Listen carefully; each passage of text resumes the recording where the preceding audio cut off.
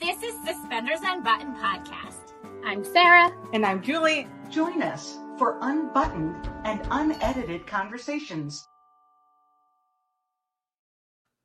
Hello, everybody. Welcome to Suspenders Unbuttoned podcast. My name is Sarah.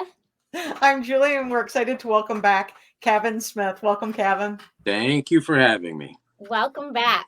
You're becoming one of our regulars, so that's fun. Uh-oh. Yeah. I should be more exclusive and pickier then. Well, you're not going to catch up to Andrew. Oh, okay. That's true. I think that was maybe the sixth time. Anyway, it's good that you're coming back because that means there's more content. Sure. Yeah. Right. Okay. You were recently in Aurora Teagarden Mysteries, A Lesson in Murder. I was. This is you're becoming the murder mystery guy?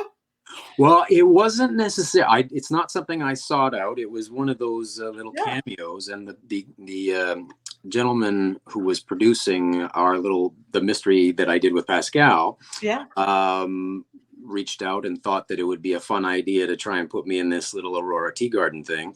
And at the time I was really busy and I didn't really want to do it. And he's like, just read the script. Just read the script.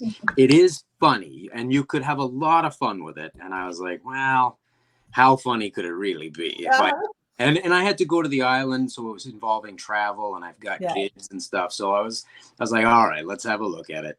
And I read it. And as soon as I read it, I was like, oh, okay, yeah, this is fun. This would be a lot of fun. And I had all of these ideas, and I think I freaked everybody out at Hallmark, and I think I freaked out Joel Rice, the producer of the show, because I said, okay, I'll do it, but I want to have a mustache, and I want to have 70s feathered hair. And I got no response from anybody for about 2 days. Been perfect, actually. That's what I thought. And I got no response from anybody for a couple of days. And then I got a worried text from Joel saying, I would really like to talk to you a little bit about Ricky and what it is you have in mind. And I think they thought I was just going to go like bonkers with it. And I think Hallmark was a little concerned. And so the mustache and the feathered hair were both vetoed. Okay, unfortunately. Yeah, I don't have that much pull, I guess.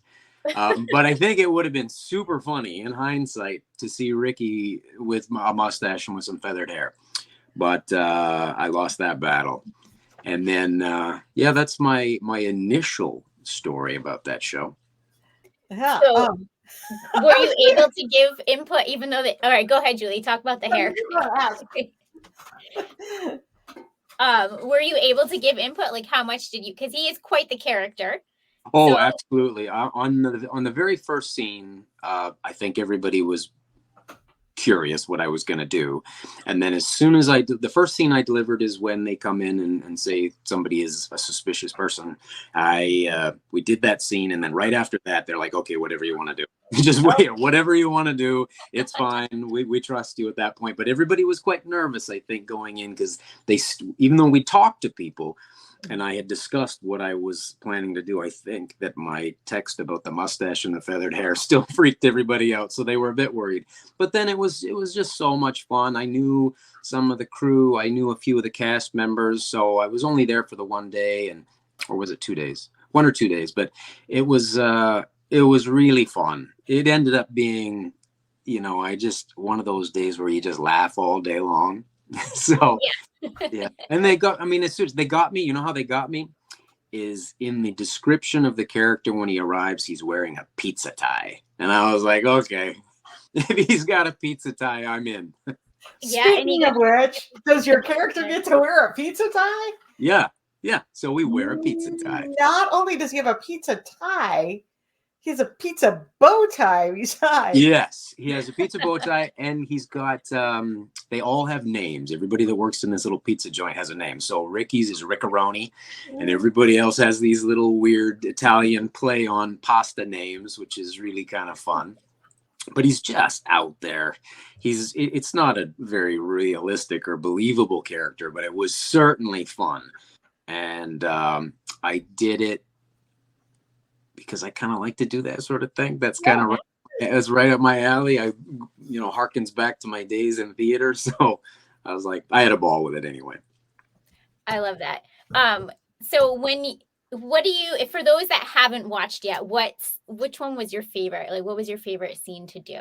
Ooh, there's quite a few. There was one at the end when we're reviewing police tape. Yep. And we just started improvising basically everything, and Rick was so serious because he kind of wanted to be a cop, and he's kind of latching on, and so he's getting serious and trying to be helpful, but also kind of being a total nerd, and they're kind of guying out with each other, and it's that was a lot of fun. There's a couple of scenes with the girl that plays Aurora when Rick is heading downtown to be interviewed for the regional manager's job, and he's just a really bizarre dude. When I was a kid, I worked at a Safeway from about the age of, I guess, maybe 16 or to maybe 21 or 22, and decent job. I worked in the dairy section, but I had to wear one of those ties, and I had to wear the whole thing. And we had a manager who was a lot like this guy, just out there somewhere. And so I sort of borrowed some of him. A little inspiration from real life came into Rickaroni. You did. Oh, Rickaroni. This is actually one, if they did this again, I would revisit Rick. I don't know if they do that with cameos generally at Hallmark, but sometimes. If they did. Cool. Yeah, I think they can do whatever. Yeah. Well, if they pitched me another version of Rick, I would probably jump at it because it was so much fun. And the cast of the show was a lot of fun too. Really nice people. So I'd be happy to jump on and do that again. Yeah. I do really love this new trend of cameos where the Hallmark actors are kind of making appearances in other movies. I think it's kind of fun. I think it's like little Easter eggs and stuff. I think it's great for the fans. I've done two. This is the first one I did with Pascal, and we played this sort of Harlequin romance novel cover. Right. And we went way over the top on that one as well. And if they keep offering me these little cameos and they let me be absolutely nutty, then I'm in. I find it a blast. It's a fun way to spend a day. So I think it's fun, and I think that there's a wide range of what they offer. Sometimes it's the romantic guy or the beautiful woman or whoever, and sometimes it's the weird old guy like me. You bring a little color to the palette. A color. But it's kind of fun. As a viewer, we really enjoy. We saw it for a few years now in Christmas movies, but now we're seeing it in other things. People coming through. When Cause the Heart has had a lot of cameos through the years. People that have been there for a couple episode arc or whatever it might be. Yeah, we got maybe there's a big one. Yeah. Big one. We have one this year too, but I can't say who. Oh, do you? Yeah, we got a biggie. Well, is it the one that was announced? Oh, I don't know if it's been announced. I just know I better shut up. If it's been announced, then you can make fun of me for not knowing, but I'm not going to be the guy that spills the beans. That's been announced publicly, right? I mean, at each. I don't know. It was like people have it. Okay. She posted it on Instagram.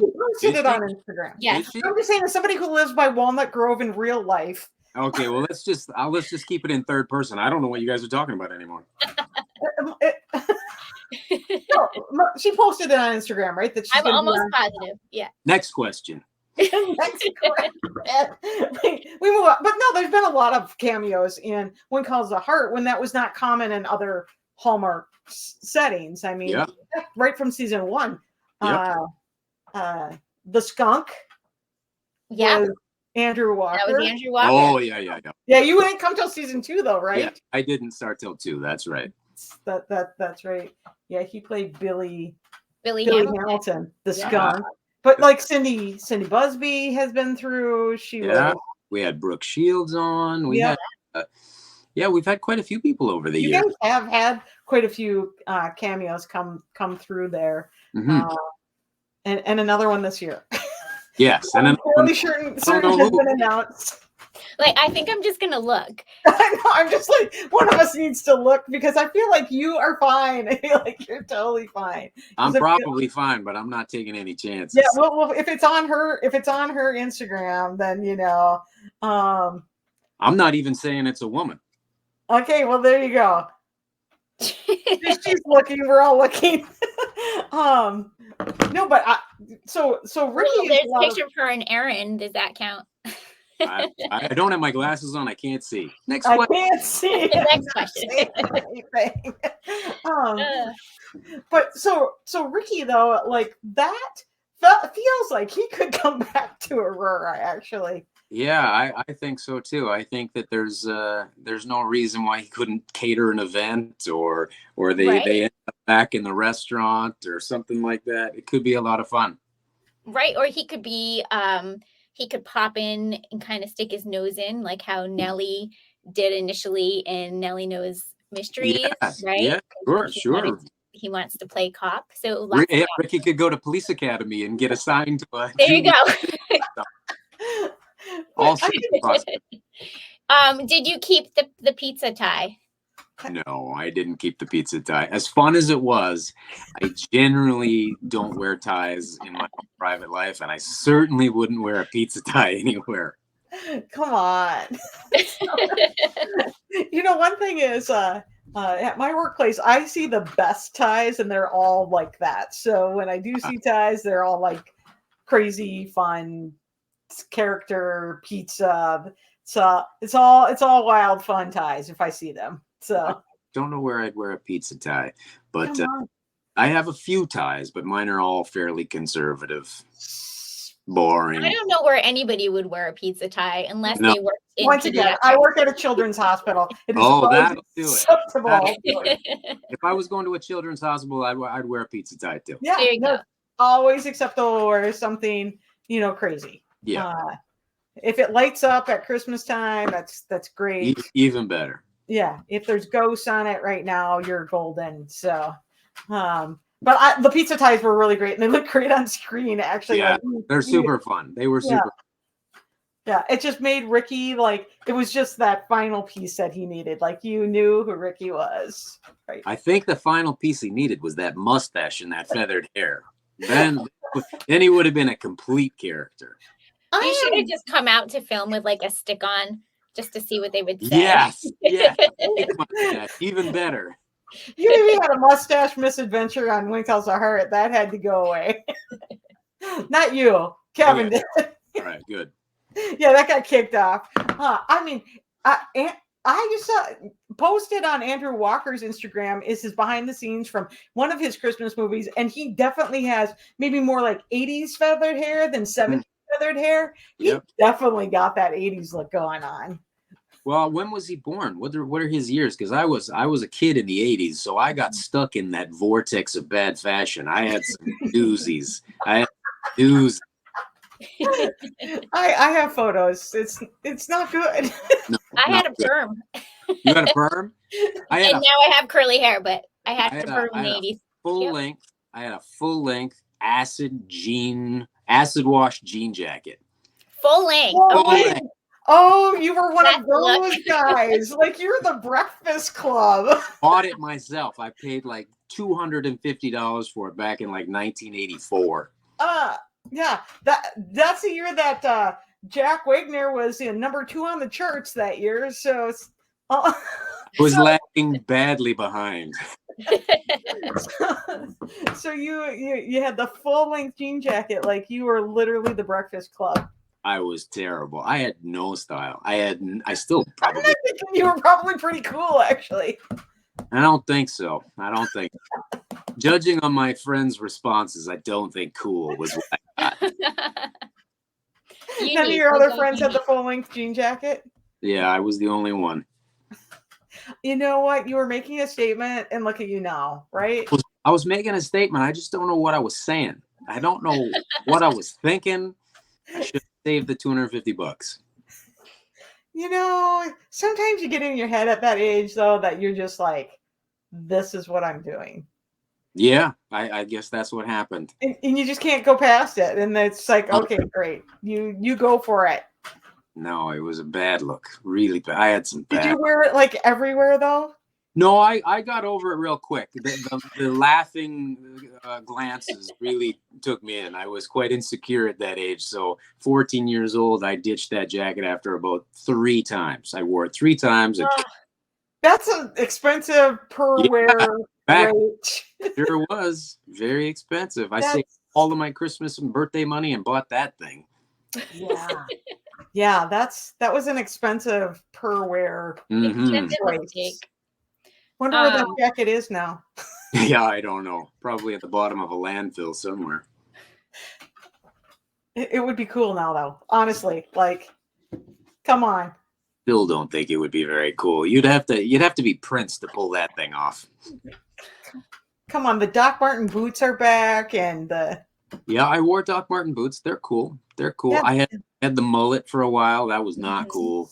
No, I didn't rock the mullet. And I had the little peach fuzz mustache. 14, 15-year-old peach fuzz mustache. I wore driving gloves when I first started driving a car.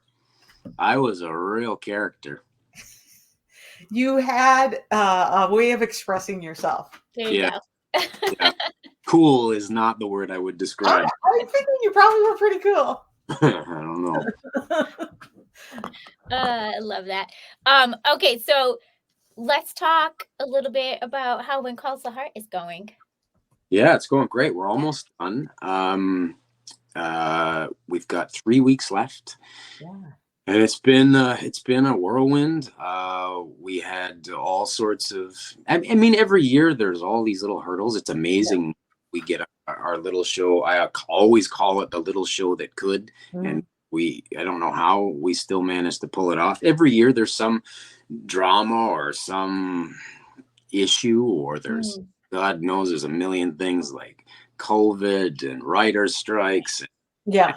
It's always something, and yet we managed to pull it together, and so far it seems to be going well.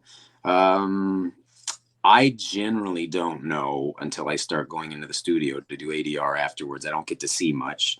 I ask Erin, because Erin's producer on the show now, and she watches all the dailies and stuff, and she has a much better idea of how it's all coming together. And yeah, it's I mean, when you're in it, it's kind of hard work. So you just get pulled into it. And I'm back tomorrow, and this is my one day off this week. And then we're in a mad sprint to the end. Yeah. Will we get to see a lot more of Rosemary and Lee and Goldie in season 12? Yeah, absolutely. Yep. We had to fight a little bit to get Goldie in. Oh, did I lose you? You're Just back. for a split second. Yeah. Oh, I glitched. Sorry. It's okay. Because I was trying to do this on my computer, I didn't have my phone ready and it's not plugged in. So if I do die, it's not disrespectful. So I'll say goodbye right now. Just in case. Continue with my story. Yeah, I just think that's the one thing we've always been up against on the show.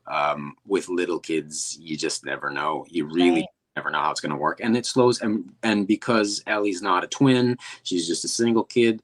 But I don't know why she's not in all the time. She's a peach, and she's just so easy to work with. She loves being there. She loves hanging out with Pascal and I. She runs to us when she gets there. Yeah. She's happy to be with us all the time. So sweet. We never have any problems with her. I don't like if I were the producers or the writers, I'd be putting her in everything because she's so cute. And we've got a few scenes where she's just, she's just being a baby. So you can't beat a cute baby. And there's all sorts of little things we've got in stock for this year, but there's always lots of Rosemary and Lee and now Goldie. But I think retrospectively, I would probably have put more Goldie in. Although she does play a very large part, not just in person, but also in name. So we talk about her quite a bit, even when she's not there. So we definitely push the story that way, even though I think it would have been nice to have her on set more days. Mm-hmm. Right. I bet. And the fans love her. Also, she is just a beautiful little girl. Oh, man. He's so cute. I think what we should have done is we probably should have cut Pascal's role down a little bit and then built Goldie's role a little more. I'm sure that would go over really well with Pascal. Don't tell her. Don't. We will just cut that and post that as our first clip. Great. Great. Tag, we'll take Pascal. That's going up for sure. I'm pretty. Oh yeah, We'll just definitely. cut Pascal's roll down. We'll just put that up as the clip. Yeah. No, it sounds exciting. The season ended busy and with a cliffhanger for you, for Lee. Yep. Lee. He's got a cliffhanger. Will he go? Should he stay or should he go? That is Capital City. That is the question. And that question gets answered, but I can't. What happens? You're right. But it is fun, and I actually really like the way that they played that. The storyline that they adopted for that to play that out is really cool. I really liked it. It was a lot of fun to do. I love that. We've really actually enjoyed the way the last couple of seasons the storylines have really interwoven really well and carried through. We're really enjoying that as those who are watching the show. We like that it's following through. I'm glad that you said that, because sometimes in the past maybe cliffhangers had just dropped. Oh my gosh, that's my biggest pet peeve. Ideas that don't go anywhere. I probably should. Don't get us going, because we'll go down there with you. No. But when we were at the Hardys reunion this year, I was asked a question, and I did say one of the things I would like is to have all the storylines go somewhere, because sometimes, so often, they just stop.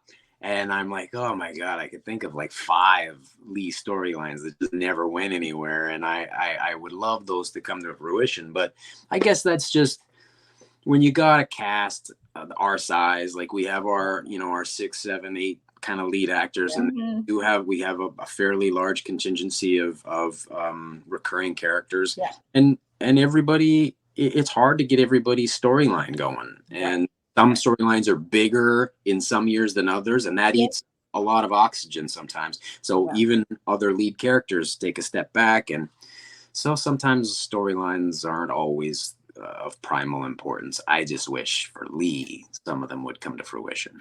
Think that the last couple of years it's been like we are more optimistic about where the cliffhangers go and that there's be stories. So we love that you're saying that you like the way that story goes. There is. Our cliffhanger does get some resolution, and I love what they did. I think it's really cool.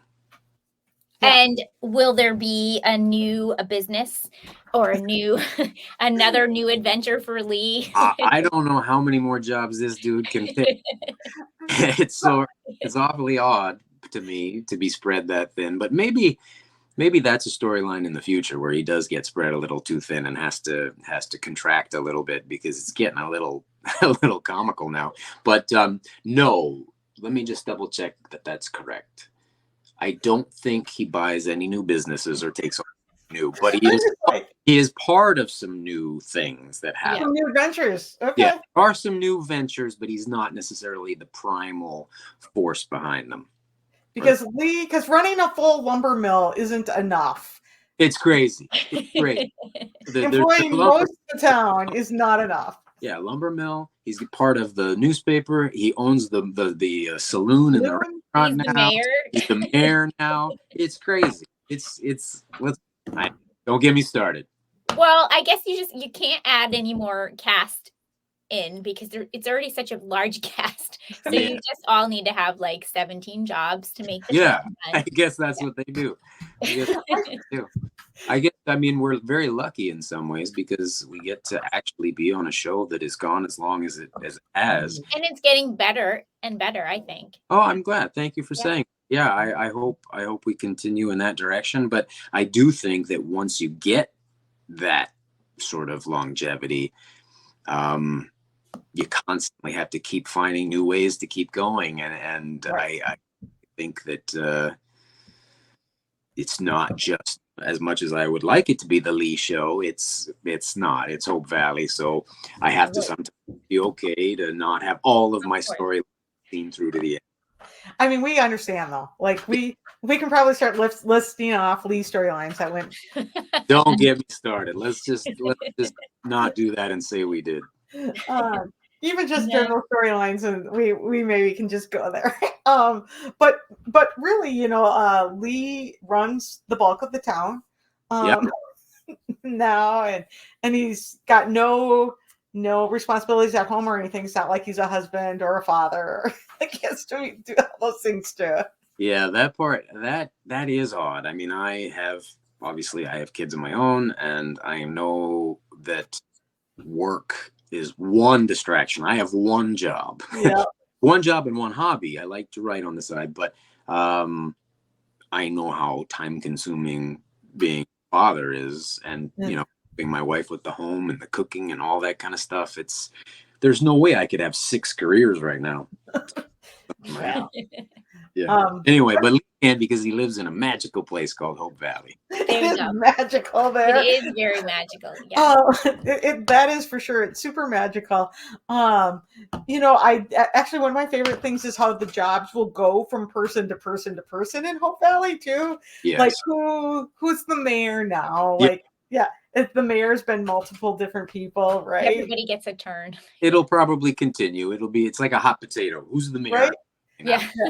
Rosemary and Lee are the third owners of the saloon. Yep. So maybe that'll go on to somebody else at some point in time. I don't know. Maybe Robert will get it after a certain point. Yeah, it'd be interesting. Yeah, he's the man. He's the man for the job. So whatever is. I'm just like, that's actually one of my favorite things is when jobs float around between characters in Hope Valley.